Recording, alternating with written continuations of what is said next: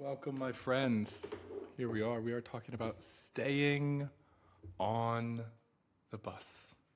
We're talking about not giving in to impatience, and we're looking at patience as not a bad word. It's so easy in our culture to think of patience as this bad thing, this kind of loser's trophy. But patience isn't a derogatory term. We are reading 4,000 Weeks, Time Managed for Mortals. We're talking about patience, and we're talking about staying on the bus. So many times in our lives, we start something out, and then it feels like it's not getting anywhere, and so we get off the bus. But there's a really beautiful vignette here at the end of this chapter that highlights why we need to stay on the effing bus. So we're going to talk about 3 principles of patience to help us actually stick to and continue with the things that are important to us, even when they're hard. So we'll give a few moments here, and please, ask questions throughout. If you guys can give your comments, your reflections. But we'll get started here. All right, so we're reading 4,000 Weeks, Time Management for Mortals, Chapter 11, Staying on the Bus. Patience has become something, maybe it's not become something, maybe it's always been this thing, that's kind of a last resort. And I love Father Richard Rohr says this. He says that in the United States, in the West, we view freedom as the freedom to do whatever we want. The freedom to have life, liberty, the pursuit of happiness. We see freedom as synonymous with control. But if freedom is just being in control of our lives, well, then what happens when we're not in control? That would mean we're not free. And so our ability to be free then is dictated not internally, but it's dictated externally. And so he says there's another type of freedom, a true kind of transcendent freedom that isn't about the freedom to do whatever we want or have whatever we want. It's the freedom to find peace interiorly. It's the freedom to meet life on its terms. It's the freedom from the need to be in control. And this freedom is patience. Now, patience is not something that you can effort. Patience isn't something that you can try to do. In fact, the more you try to be patient, it can feel like the more impatient you are. But patience is the choice to let go of our need for life to move at the pace that we dictate, and instead to be here in life as it is. Patience is the participation in life in which we allow things to take the time that they take, as Mary Oliver says. We allow the, Eigenzeit, I think it's the German word, which means the time inherent to a process itself. And so here, on staying on the bus, one of the things that Berkman starts out talking about is that there's this art teacher, and she's become famous for this assignment. She teaches at Harvard University, Jennifer Roberts. And the assignment that she gives to her students is to sit in front of a painting for 3 hours straight. And I want you to just take a moment to sit with that. Notice the feeling that's coming up. Drop it. I'd love to hear about it. The feeling that comes up when you think about just sitting in front of one painting for 3 hours. And the reason she said that she created this assignment was because we're in such a rush. She said she felt as if she would be failing in her duties if she didn't also work at attempting to influence the tempo at which her students worked, helping them to slow down to the speed that art demands. Indeed, I think it's the speed that our lives demand. Robert says they needed someone to give them permission to spend this type of time on anything. Somebody had to give them a different set of rules and constraints than the ones that were dominating their lives. So right now, I just want to invite you to reflect for a moment. What are the unspoken rules about time, about getting things done, about being efficient, about being expeditious, about the need to accomplish things, the need to have things together? What are the unspoken rules of your life that are pushing you. There's this quote that I heard, I don't know if it's T.S. Eliot, but they said, it was describing a character in the book, and they said, he lives constantly 2 inches in front of his body. And so this exercise that Roberts gives her students to sit in front of a piece of art for 3 hours, just as an experiment, forces us to not lean in. It forces us to notice the excruciation of pushing forward. It forces us to notice how little we notice. And just ask yourself, really, when's the last time you spent 3 hours doing anything? Anything at all?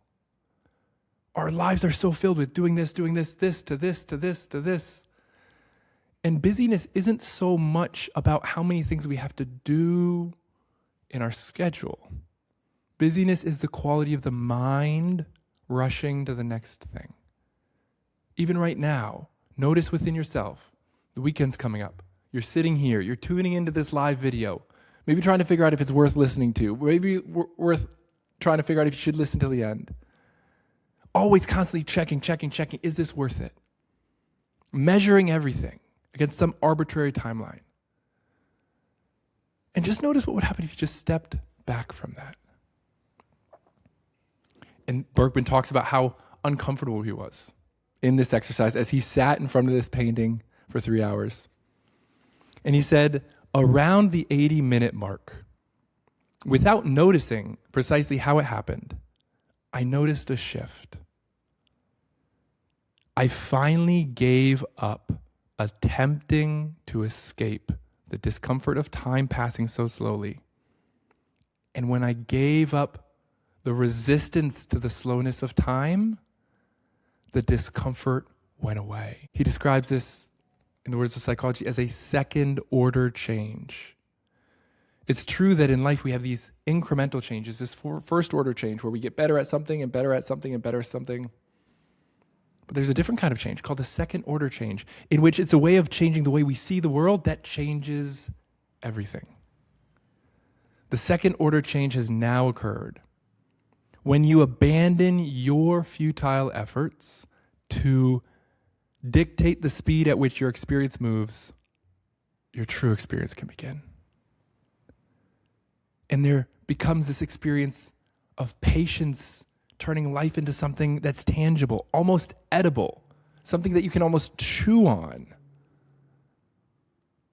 The reward for surrendering your need to control time is that at last you get to experience life as it is here and now with freedom. He talks about how there's this gentleman who said, I'm never good at cars. I'm never good at mechanical things. I'm never good at fixing things. He said this to his neighbor, and his neighbor said, it's because you never give it the time. And that kind of chipped away at this guy's ego. And he said there was a time that one of his clients, actually, their car wasn't working, the park brake wasn't working. And he remembered what he said. He said, you don't give it the time. And so he got down, he looked at the parking brake, and he just observed it. And this is a key point in Montessori, in the Montessori philosophy of raising children. That's just beautifully changed the way that, my wife and I kind of approach our kids. Rather than jumping in to try to fix the kids' needs or figure out, what do you want? You just pause. And you look at your child. And you listen to their need. And you take the time to observe what's happening within them and for them. And then you respond. Peck's insight here is this. If you're willing to endure the discomfort of not knowing, a solution will often present itself. I'll say that again, and I want to invite you to just close your eyes and let this sink in. If you're willing to endure the discomfort of not knowing, a solution will often present itself. And this larger point applies almost everywhere to life, to creative work and relationships, politics and parenting. On page 179, Bergman says, we're made so uneasy by the experience of allowing reality to unfold at its own speed that when we're faced with a problem, it feels better for us to rush towards a resolution, any resolution, so long as we can tell ourselves that we're dealing with the problem. And we do this because we care more about maintaining the feeling of control than about actually responding to life's difficulties. We are afraid to feel out of control. And yet there's no meaningful life lived without recognizing that most things in life can't be controlled by us. What we can control is our attitude. What we can control is our response. I heard this said the other day on a podcast, that life becomes infinitely better and more easy to navigate when you realize that the answers are downstream. When you allow yourself to go downstream rather than fighting up the current of the water. This is what we do. We resist life. And it's so deep in the zeitgeist of the American culture, the Western culture, of take life by the horns, make it what you want. We're kind of taught that you have to swim up the river. And there's something to this effort. But that effort is disordered when it's not equally balanced with our ability to flow with the waters downstream. The answers are downstream. So flow with the water. When we let go of our need to be in control and our belief that freedom is doing what we want, that need to do what we want, that belief that freedom is doing what we want, that's slavery to control. If you have to have control of your life, if that's what freedom is to you, well then whatever freedom you feel is only going to be an illusion. Because almost everything is out of our control. But if rather we can find freedom from the need to be in control, this is where patience comes in.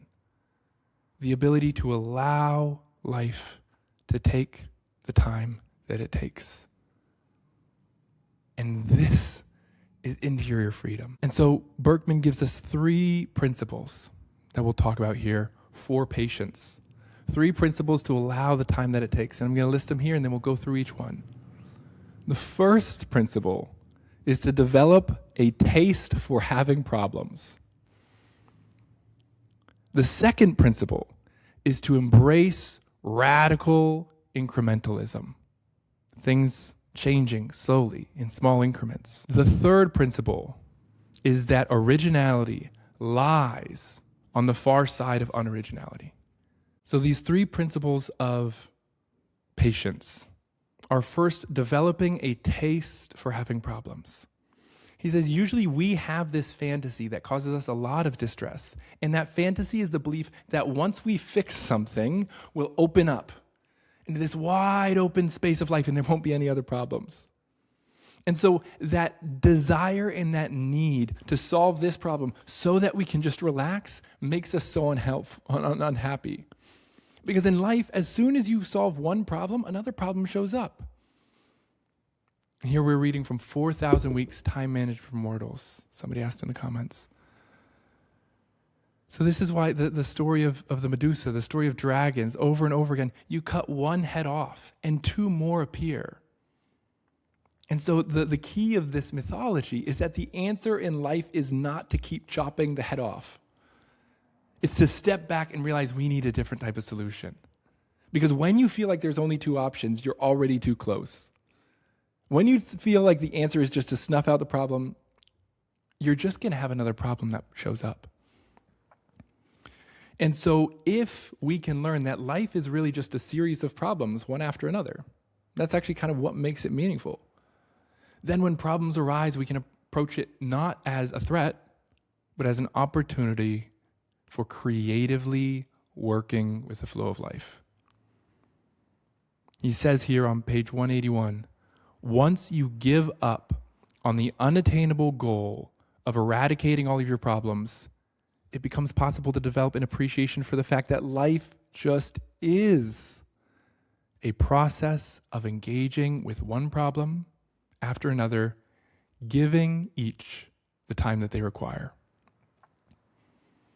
That the presence of problems in your life isn't an impediment to a meaningful existence, but rather the presence of problems in your life is the very substance of a meaningful existence.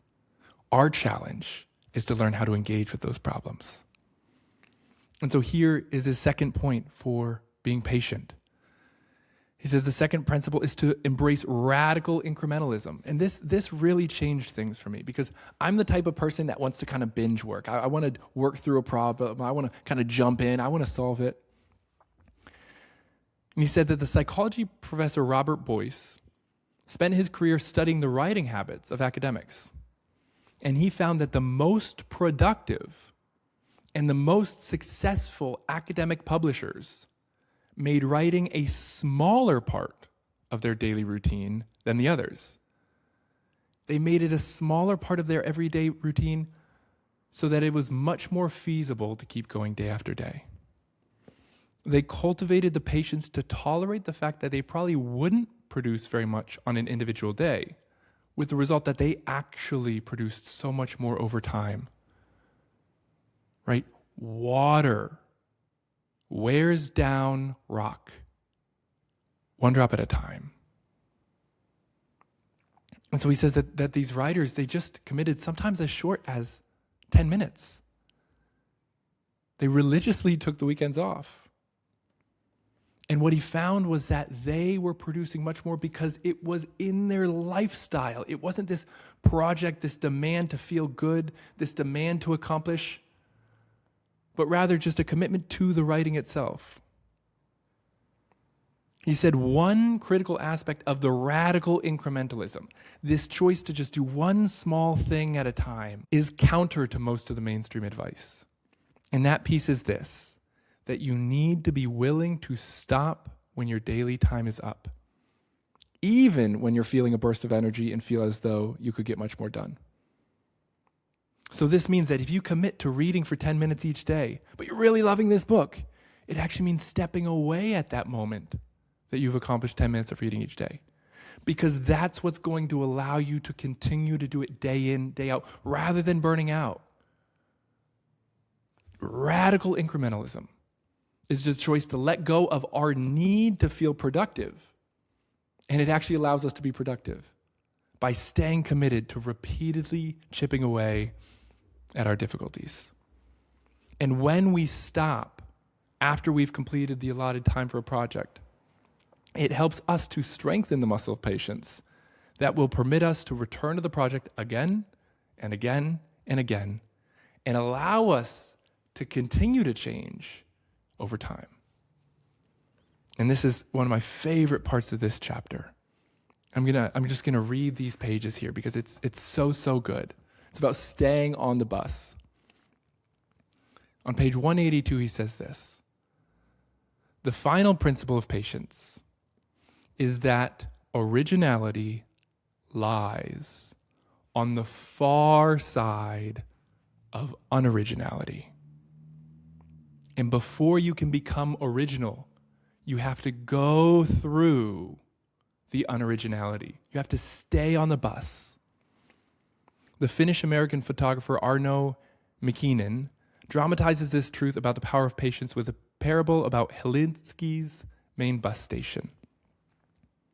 There are 24 platforms at Helsinki's main bus station, with several different bus lines departing from each one. And for any given part of the journey, each bus leaving from any given platform takes the same route through the city and makes identical stops. So every single bus leaving from Helsinki, no matter where it's going, goes through the same original path and makes the same original stops. And so you can think of each stop as representing 1 year for your career, McKeegan advises his photography students. You pick an artistic direction. Maybe you're working on platinum studies of nudes, and then you begin to accumulate a portfolio. 3 years or 3 bus stops later, you proudly present all your work to the owner of an art gallery. But you're dismayed to be told that your pictures aren't as original as you thought. You're told that they look like cheap knockoffs of the work of the photography Irving Penn. Irving Penn's bus, it turns out, had been on the same route of yours. At first, you're annoyed. You feel like you've wasted 3 years following somebody else's path. And so you jump off that bus, you get a taxi, and you go back to the station. So this time you choose a different bus, a more original bus, a different genre of photography. And a few stops later, the same thing happens. You bring your work to a gallery and you're informed that your new body of work seems like a knockoff too. You get off the bus and you go back to the station, and the pattern just keeps repeating. Nothing you ever produce gets recognized as being truly your own. And each time you produce it, you're told that it's unoriginal. You go back to the bus station and start over on a different bus, that takes the same journey. What's the solution? It's simple, McKean says. Stay on the bus. Stay on the fucking bus. A little further out on their journey through the city, Helinsky's bus route diverges.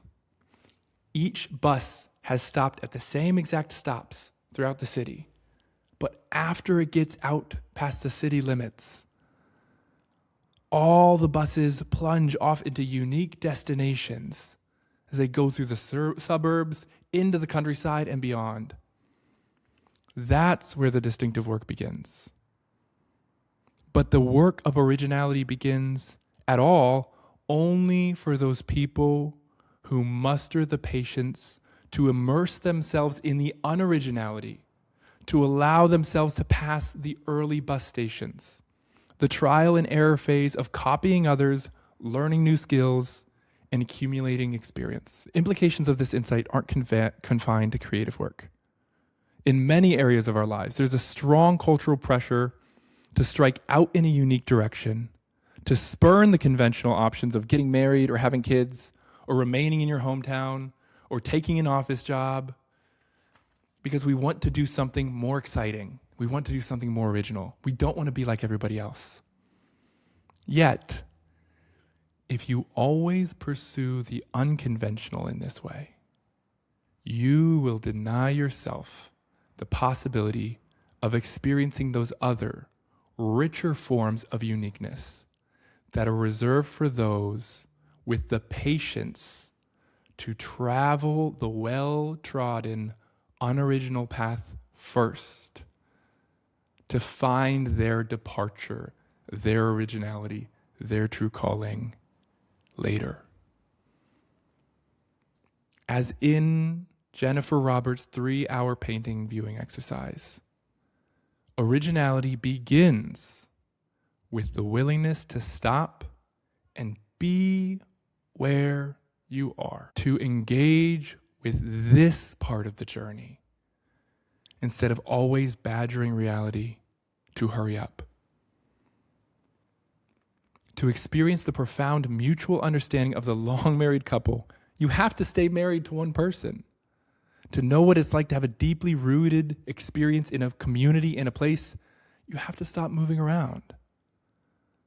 Those are the kind of meaningful and singular accomplishments that just take the time that they take. I know for me, when I'm starting out, especially when it's something like writing or making videos or whatever it might be, I can be afraid because I feel like so much of my self-worth can ride on what I do. So I can feel this need to be impressive. I can feel this need to do things that are new. And it means that it makes it really easy to skip the places and the parts of learning the basics so that I can actually use them in new ways. Our culture is inundated with a norm of frustration and impatience. And it is shredding our lives of meaning. There is no meaning in life if we can't learn to be here, no matter where we are. If we're constantly waiting to get there, we're never going to find any meaning. Because even when we get there, there is just another here. And of course, we can hope, we can pray, we can look forward to things with anticipation. But the wisdom of ancient traditions is all, frankly, the same. Learn to be here well. Learn to engage with the trials and the tribulations of this moment. Lean into life. Don't lean ahead of life. Lean into life. Because each moment is welcoming us to become something new. It's welcoming us to expand. And when we put our worth on accomplishing things, or getting there, or prestige, we rob this moment of its meaning. The beautiful reality is that this moment is absolutely, completely new. We take that for granted. I take this for granted. It's easy to get in these habits. But this moment right here, right in front of us, it's completely new. We take this moment for granted. We've become entitled to our very existence. Because we've already existed to ourselves, we take our own existence for granted. We fall into that autopilot, living lives on some conveyor belt, and we miss the miracle of right now, the fact that any of us exist, the fact that our breath is carrying us through the moment, that our heart is beating beyond powers, that we're just being drawn from one moment to the next. And when we try to live in the next moment, we're just never here. And happiness, meaning, joy, it's always and only right here. Now, I'm glad that you like that, Anushka. Yeah, leaning into life, not leaning ahead of it.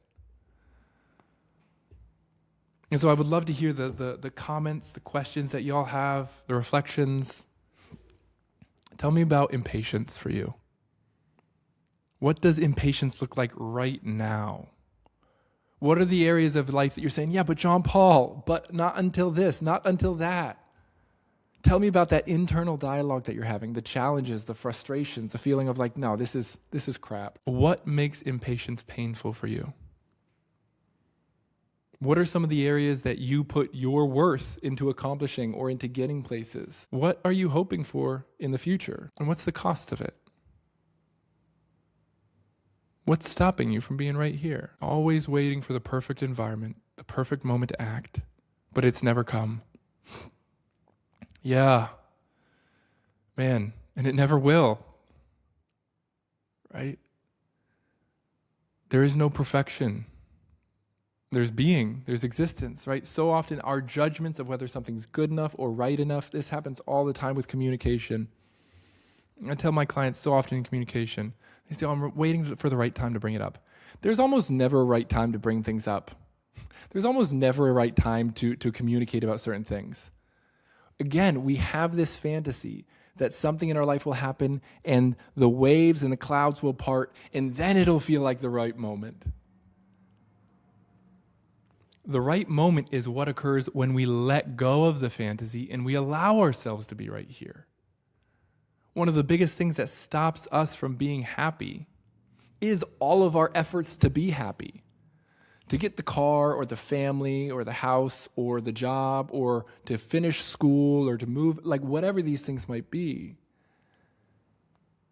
We put our happiness, we put our meaning on pause, setting it under conditions, and then we never get to access it. We create the moment when we step into the unknown and take the risk. Absolutely.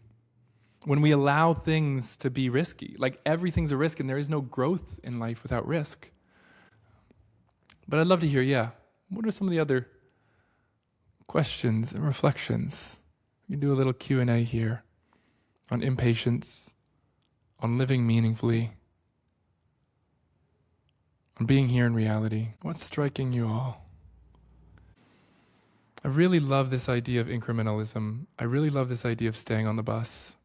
Because so often in life, we commit to things, and then we don't see immediate fruit. And when we don't see immediate fruit, we give up and we quit. And we quit before giving something the opportunity to actually settle in, to actually find root. And another thing that we do is we try to change our lives in these big, drastic ways. And it's like going into the woods and digging up a big oak tree and then trying to plant it in our front yard and expecting it to grow. That's what we do with these habits. We say, oh, I'm going to go from sleeping till 8:49 when I work at 9, 8:49 every day. I'm going to wake up at 5 a.m. every day. It's like, no, it's not going to work. What you water will grow. And so the choice to grow means allowing yourself to commit to incremental changes. One of the things that I tell people is that if you really want your life to change, just learn to do one thing for 20 minutes a day. It doesn't even really matter what it is. It could be reading, it could be going on a walk, it could be meditating, it could be calling a friend, it could be writing, it could be journaling, it could be drawing. It really doesn't even matter. But if you can just pick one thing, your life will improve if you just pick one thing and you commit to doing it 5 days a week. Labeling our own emotions before we can react, help training the nervous system over time. We can give ourselves grace when we forget, and it doesn't mean regression. Yeah, I mean, that's the other thing, guys, is that like life growth isn't so much about not falling backwards. It's about learning how to respond when we fall backwards. This happened this morning. You know, I was praying and meditating. I was writing and reflecting, and I was journaling, actually writing something that felt like really beautiful to me. It was a really beautiful moment of connection. And then my son took this cup of water and just threw it all over the table, right? He's 2 years old. I got really angry, right? So I went from this place of like beautiful equanimity and peace to just like anger. I yelled, I clapped my hand, I yelled at him. And immediately I knew, like, JP, that was a total overreaction. You scared your child. Like, you screwed up. But for me, what growth means is that I'm not sliding back into shame and saying, you're so terrible, you screwed up your son forever, you're such a bad dad, why don't you practice what you preach? It was a moment to say, like, oh, okay, I made a mistake. What can I do right now? I can let go of my attachment to the mistake and my attachment of what it means to my ego and my identity. I can repair the relationship with my son. I can say, I'm sorry. I can say, buddy, I'm sorry. And that's what I did. I said, buddy, I'm sorry. Daddy lost his temper. That wasn't okay. That was Daddy's fault. I'm really sorry for yelling. I'm really sorry for getting angry. I'm sorry for scaring you. Growth and this kind of interior growth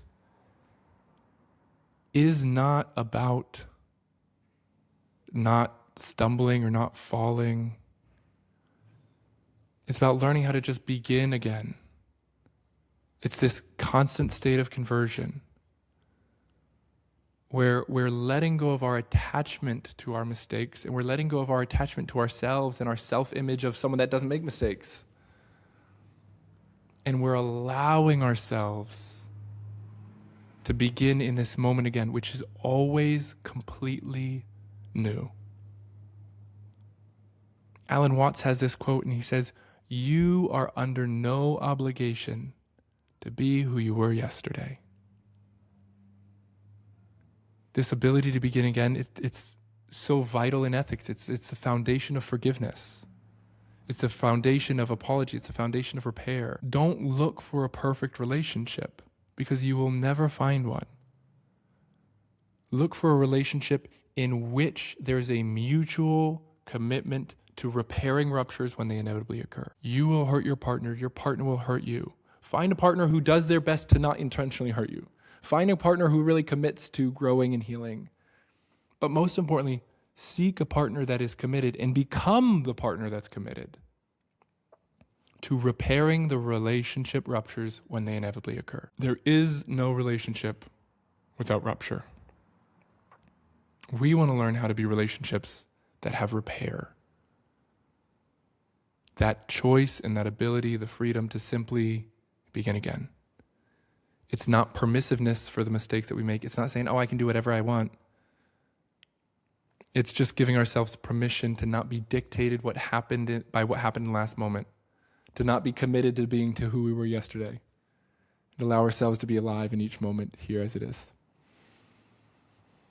So thank you for being here. If you want to hear my reflections, if you want to get this video, you can comment book club or book study. We're reading 4,000 Weeks, Time Management for Mortals. We'll be reading again next Friday. And if you want to join the email list, I email a written reflection out with a recording of this video each week, and I usually have some form of exercise or in there along with some reflection questions.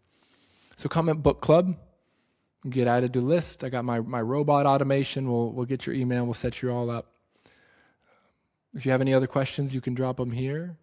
And thank you all for being here. I hope you are having a wonderful day. Hope you have a wonderful rest of the Friday, beginning of the Friday for wherever you are in the world. And we'll continue next week, 12:15 EDT. Next week we will be reading chapter 12, The Loneliness of the Digital Nomad, page 185 on 4,000 Weeks, Time Management for Mortals. So, comment book club to join, and happy Friday, y'all. Thanks for being here.